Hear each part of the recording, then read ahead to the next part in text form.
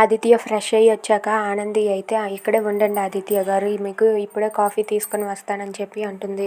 సరే అని చెప్పి ఆదిత్య అంటాడు. ఇక కాఫీలో స్పూన్ షుగర్ వేసి తనైతే టేస్ట్ చూస్తుంది. ఈ షుగర్ అయితే నాకు సరిపోతుంది, ఇది నేను తాగుతాను, కానీ ఆదిత్య గారికి మరి 2 స్పూన్లు ఎక్స్ట్రా వేయాలని చెప్పి వేరే కాఫీని కలుపుతూ ఉంటుంది. కలుపుతూ ఉండగా తను తాగిన కాఫీ కప్నైతే పక్కన పెడుతుంది. ఇక అది పక్కన చూసి ఆదిత్య అయితే తను ఆ కప్పు తీసుకొని తాగిస్తాడు. అబ్బబ్బబ్బబ్బా ఎంత టేస్ట్గా ఉందో, ఈ కాఫీ చాలా బాగుంది ఆనంది అని చెప్పి అంటాడు. అది వినగానే ఆనంది అయితే ఒక్కసారిగా షాక్ అయిపోతుంది.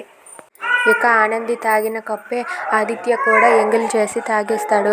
చాలా బాగుంది, చాలా టేస్ట్గా ఉంది ఈ కాఫీ అని చెప్పి అంటాడు. అది చూసి ఆనంది అయితే ఏంటి ఆదిత్య గారు ఎలా చేశారు, ఆ కప్పు నాది అని చెప్పి అంటుంది.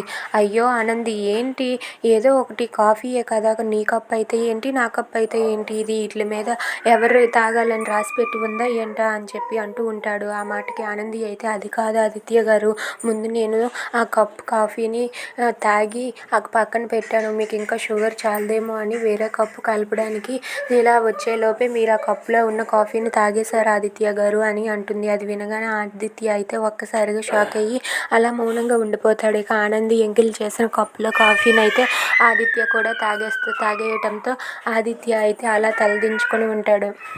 అలా వాళ్ళిద్దరూ అయితే ఒకరి ముఖం ఒకరు చూసుకొని సిగ్గుపడుతూ ఉంటారు.